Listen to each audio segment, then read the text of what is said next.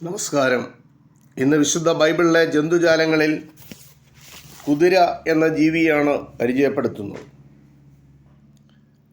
ചിലർ രഥങ്ങളിലും ചിലർ കുതിരകളിലും ആശ്രയിക്കുന്നു. ഞങ്ങളോ ഞങ്ങളുടെ ദൈവമായ യഹോവയുടെ നാമത്തെ കീർത്തിക്കും. സങ്കീർത്തനത്തിൽ രേഖപ്പെടുത്തിയിരിക്കുകയാണ്. ദൈവത്തെ മറന്ന് തങ്ങളുടെ കുതിരപ്പടയെയും സൈന്യബലത്തെയും ആശ്രയിച്ച് മുന്നേറി പരാജയമടഞ്ഞ അനേകം രാജാക്കന്മാരുടെയും ഭരണാധികാരികളുടെയും ചരിത്രം വിശുദ്ധ ബൈബിളിലുണ്ട്. താൻ അതിൽ നിന്ന് വ്യത്യസ്തനായിരിക്കുമെന്നാണ് ഇസ്രായേലിൻ്റെ രാജാവായ ദാവീദ് സങ്കീർത്തനത്തിലൂടെ പാടുന്നത്. ജയത്തിന് കുതിര വ്യർത്ഥമാകുന്നു, തൻ്റെ ബാലാധിക്യം കൊണ്ട് അത് വിടുവിക്കുന്നതുമില്ല എന്നും അദ്ദേഹം ഉറച്ച് വിശ്വസിക്കുന്നു. യെരുശലേമിനെ പറ്റി യെശയ്യാ പ്രവാചകൻ പറയുന്നത്, അവരുടെ ദേശത്ത് കുതിരകൾ നിറഞ്ഞിരിക്കുന്നു, അവരുടെ രഥങ്ങൾക്കും എണ്ണമില്ല എന്നാണ്.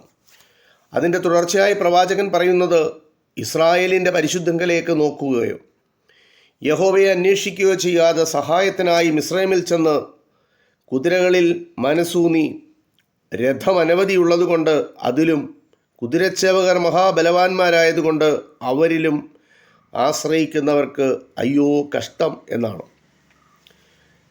വിശുദ്ധ വേദപുസ്തകത്തിൽ ഏറ്റവും കൂടുതൽ പരാമർശിക്കപ്പെട്ടിട്ടുള്ള മൃഗങ്ങളിൽ ഒന്നാണ് കുതിര. കുതിരയെപ്പറ്റി 175 പരാമർശങ്ങളാണ് വിശുദ്ധ ബൈബിളിലുള്ളത്. അതധികവും യുദ്ധവുമായി ബന്ധപ്പെട്ടതാണ്. BC 3-ാം നൂറ്റാണ്ടിൽ മെസോപ്പൊട്ടാമിയയിൽ കുതിരകളുണ്ടായിരുന്നു. ഫറവോ രാജാവിനുണ്ടായിരുന്ന വിപുലമായ കുതിരപ്പട ഇസ്രായേൽ ജനത്തെ കീഴ്പ്പെടുത്തുവാൻ ശ്രമിച്ച് ആ കുതിരപ്പട നാമാവിശേഷമായ ചരിത്രം വിശുദ്ധ ബൈബിളിൽ വിശദമായി പറയുന്നുണ്ട്. പിന്നെ അവൻ രഥം കെട്ടിച്ചു, പടജനത്തെയും വിശേഷപ്പെട്ട 600 രഥങ്ങളെയും മിസ്രൈമിലെ സകല രഥങ്ങളെയും അവയ്ക്ക് വേണ്ടുന്ന തേരാളികളെയും കൂട്ടി ഫറവോൻ്റെ എല്ലാ കുതിരയും രഥവും കുതിരപ്പടയും സൈന്യവുമായി മിസ്രൈമ്യർ അവരെ പിന്തുടർന്നു. വെള്ളം മടങ്ങി വന്നു. അവരുടെ പിന്നാലെ കടലിലേക്ക് ചെന്നിരുന്ന രഥങ്ങളെയും കുതിരപ്പടയും ഫറവോൻ്റെ സൈന്യത്തെയും എല്ലാം മുക്കിക്കളഞ്ഞു. കനാൻ നാട്ടിലെത്തി ആവാസമുറപ്പിച്ച ഇസ്രായേൽ ജനത്തിനെതിരെ പിന്നീട് പല രാജാക്കന്മാർ ഒരുമിച്ചുകൂടി അവരുടെ വലിയ സൈന്യം നിരവധി ജനവും വലിയ കുതിരകളും രഥങ്ങളും ഉള്ളതായിരുന്നു. എന്നാൽ യോശുവായുടെ നേതൃത്വത്തിൽ യഹോവ അവരെ തോൽപ്പിച്ച് ചിതറിച്ചു കളഞ്ഞു. യഹോവ തന്നോട് കൽപ്പിച്ചതുപോലെ യോശുവ അവരോട് ചെയ്തു. അവരുടെ കുതിരകളുടെ കുതിഞ്ഞരമ്പ് വെട്ടി രഥങ്ങൾ തീയിട്ട് ചുട്ടുകളഞ്ഞു. യോശുവയുടെ പുസ്തകത്തിൽ ഇത് രേഖപ്പെടുത്തിയിട്ടുണ്ട്. തങ്ങൾക്കൊരു രാജാവിനെ വേണമെന്ന് ഇസ്രായേൽ ജനം യഹോവയോട് ആവശ്യപ്പെട്ടു. അപ്പോൾ യഹോവ ചില നിബന്ധനകൾ വെച്ചു. അതിൽ പ്രധാനപ്പെട്ട ഒന്ന്, അവന് കുതിര അനവധി ഉണ്ടാകരുത്. അധികം കുതിര സമ്പാദിക്കേണ്ടതിന് ജനം മിസ്രൈമിലേക്ക് മടങ്ങിപ്പോകുവാൻ അവൻ ഇടവരുത്തരുത്. വിശുദ്ധ ബൈബിളിൽ ആവർത്തന പുസ്തകത്തിൽ ഇത് രേഖപ്പെടുത്തിയിട്ടുണ്ട്. യഹോവ ഈ നിരോധനം മനസ്സിലുണ്ടായിരുന്നത് കൊണ്ടായിരിക്കണം ദാവീദ് രാജാവ് കുതിരകളിൽ താല്പര്യം കാണിക്കാതിരുന്നത്. എന്നാൽ ദാവീദിൻ്റെ മക്കളും കൊച്ചുമക്കളും കുതിരകളിൽ ഭ്രമമുള്ളവരായിരുന്നു. മുന്തിയിനം കുതിരകളെ വളർത്തുന്നതിനും വിശേഷപ്പെട്ട രഥങ്ങൾ നിർമ്മിക്കുന്നതിനും കുതിരപ്പട്ടാളം വിപുലീകരിക്കുന്നതിനും ശലോമോൻ ധാരാളം പണം ചെലവാക്കി. ശലോമോന് കുതിരകൾക്കും രഥങ്ങൾക്കും 4000 ലായവും 12,000 കുതിരച്ചേവകരും ഉണ്ടായിരുന്നു. 2 ദിനവൃത്താന്തത്തിൽ അത് രേഖപ്പെടുത്തിയിട്ടുണ്ട്. ശലോമോനെ സന്ദർശിച്ചിരിക്കുന്ന രാജാക്കന്മാർ കാഴ്ചദ്രവ്യങ്ങളോടൊപ്പം കുതിരകളെയും ശലോമോൻ രാജാവിന് സമ്മാനിച്ചിരുന്നു. കൂടാതെ സകല ദേശങ്ങളിൽ നിന്ന് അവയെ വാങ്ങുകയും ചെയ്തിരുന്നു. ശലോമോന് 1400 രഥങ്ങളും 12,000 കുതിരച്ചേവകരും ഉണ്ടായിരുന്നു. രാജധാനിയോട് ചേർന്ന കുതിരവാതിൽ എന്നൊരു വാതിലും കോട്ടയിലുണ്ടായിരുന്നു. ഇതെല്ലാം വിശുദ്ധ ബൈബിളിൽ 2 ദിനവൃത്താന്തം 23-ാം അധ്യായത്തിൽ രേഖപ്പെടുത്തിയിട്ടുണ്ട്. അഹശ്വേരോശ് രാജാവിന് ദൂരദേശങ്ങളിലേക്ക് സന്ദേശമയക്കുവാൻ അശ്വഗണത്തിൽപ്പെട്ട പ്രത്യേക അഞ്ചലുകാരുണ്ടായിരുന്നു. കുതിരയെ പൊതുവെ യുദ്ധത്തിൻ്റെയും അസമാധാനത്തിൻ്റെയും പ്രതീകമായിട്ടാണ് കാണുന്നത്.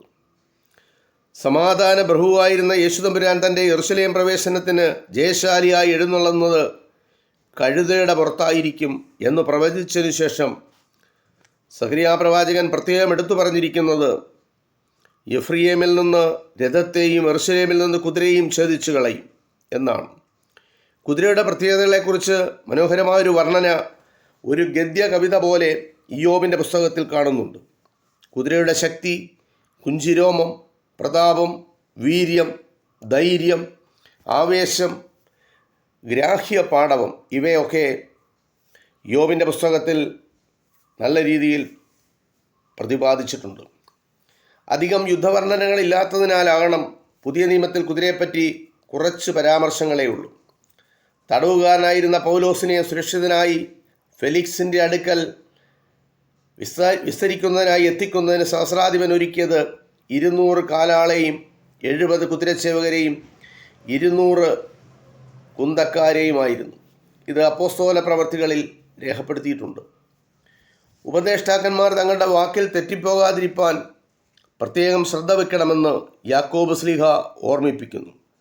കുതിരയെ അധീനമാക്കുവാൻ വായിൽ കടിഞ്ഞാണിട്ട് അതിൻ്റെ ശരീരം മുഴുവൻ തിരിക്കുന്നുവല്ലോ എന്ന് പറഞ്ഞുകൊണ്ടാണ് യാക്കോബിൻ്റെ ലേഖനത്തിൽ കുതിരയെപ്പറ്റി വിവരിച്ചിരിക്കുന്നത്. വെളിപാട് പുസ്തകത്തിൽ വിവിധ ദർശനങ്ങളിൽ വ്യത്യസ്ത ആശയങ്ങളെ വെളിപ്പെടുത്തുന്ന കുതിരകളെപ്പറ്റി 15 പരാമർശങ്ങളുണ്ട്.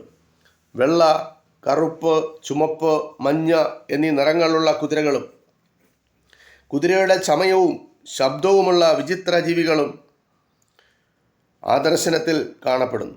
വരുവാനുള്ള സർവശക്തനെ സൂചിപ്പിക്കുന്നത് സ്വർഗം തുറന്ന് ഒരു വെള്ളക്കുതിര പ്രത്യക്ഷമായി അതിന്മേലിരിക്കുന്നവന് വിശ്വസ്തനും സത്യവാനും എന്ന പേർ എന്നാണ്.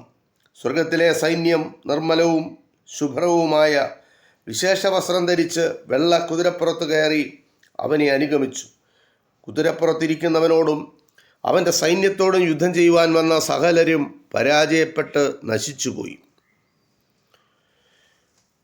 ഇതാണ് വിശുദ്ധ ബൈബിളിൽ കുതിരയെപ്പറ്റി പ്രതിപാദിച്ചിട്ടുള്ള വിഷയങ്ങൾ. യുദ്ധാവശ്യങ്ങൾക്ക് വേണ്ടിയാണെങ്കിൽ തന്നെയും ചരിത്രാതീത കാലം മുതൽ മനുഷ്യനു വേണ്ടി സേവനമനുഷ്ഠിക്കുന്ന മൃഗമാണ് കുതിര. ഇത് വിശുദ്ധ ബൈബിൾ വ്യക്തമാക്കുന്നുണ്ട്. വിശുദ്ധ ബൈബിളിൽ